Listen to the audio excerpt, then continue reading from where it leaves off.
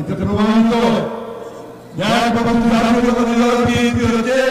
সেই দল যারা সরকার গঠন করলে বাংলাদেশের মানুষের হিস্সা যে অধিকার তা পাওয়া যায়, অন্য সময় পাওয়া যায়। তাহলে আমাদের দায়িত্ব কি? আমাদের দায়িত্ব হচ্ছে আজকে আন্দোলনকে চাঙ্গে করে রাখা, সারা বিশ্বে এই বার্তাটা পৌঁছে দেওয়া যে বাংলাদেশের মানুষ এই পদ্মা নদী, গঙ্গা ভারত থেকে আন্তর্জাতিক নদী, এটা আন্তর্জাতিক আইন হিসেবে এর সকল হিস্সা, সঠিক হিস্সা আমাদের পাওয়া, আমাদের অধিকার দয়া নয়। সেই সময় একটা সরকার থাকা দরকার যারা বাংলাদেশের মানুষের জন্য কাজ করে, কথা বলে, এদের প্রতিটি আমরা করেছি।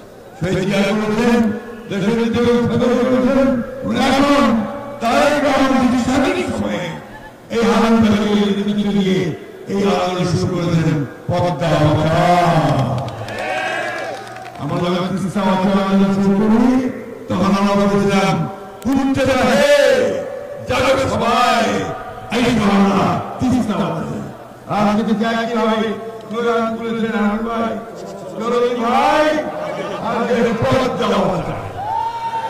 ঠিক আছে, ঠিক আছে, সবাই আমাদের আছে চাঁপাইনবাবগঞ্জ, রাজশাহী, নওগাঁ, পাবনা সব আপনারা আছেন।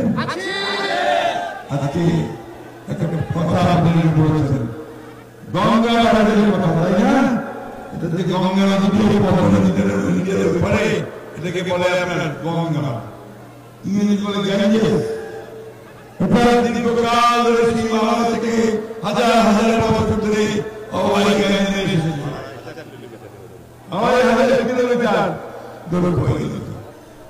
এই নদীতে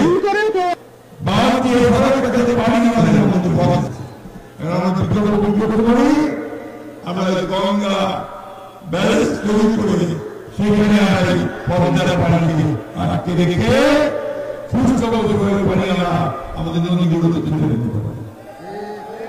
আর বন্যার সময় থেকে আমরা পানিকে আটকে রাখতে পারি। এই প্রকল্প যদি আমরা করতে পারি তাহলে ইনশাআল্লাহ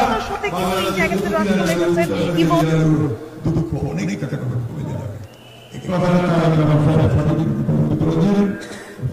এই জন্যই আজকে হারুন আমি ধন্যবাদ জানাই যে আজকে হারুন সাহেব এই আন্দোলন শুরু করলেন। ইনশাআল্লাহ এই আন্দোলন করলে যতক্ষণ না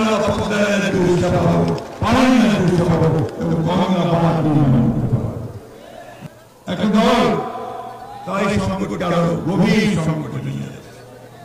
যখন সবাই মিলে ওই সংস্কারের সনদ সই করলাম বাংলাদেশের সামনে 17 অক্টোবর এবং অনেক বছর একমত হয়ে গেলাম, সই করলাম। এখন হঠাৎ করে সেই দলটি আজকে বলতে শুরু করেছে না আমাদের পিয়ার দরকার, যে জিনিসটা বাংলাদেশের মানুষ বোঝে না ওই জিনিসটা খেলার মধ্যে চাপাই দিতে পারি। কারণ থেকে আমরা হঠাৎ করে লাফাই উঠছেন খবর দেওয়া যাবে। এই দেশের মানুষ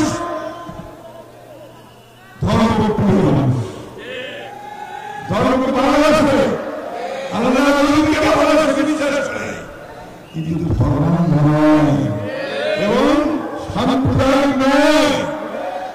আজকে এই কথাগুলো মনে রেখে এখানে যারা অবিলম্বে প্রধান উপদেষ্টা নির্বাচনের ঘোষণা দিয়েছেন 2024 সালের ফেব্রুয়ারি মাসের তোমাতে এই নির্বাচন হতে হবে। এই নির্বাচনের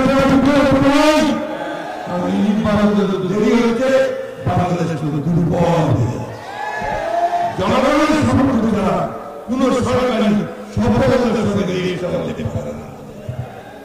তাই আমরা পরিষ্কার করে বলছি আপনারা ভালো হয়ে যান, ভালো হয়ে যান। এই নির্বাচনের কেন মানুষকে বোকা বানাচ্ছেন?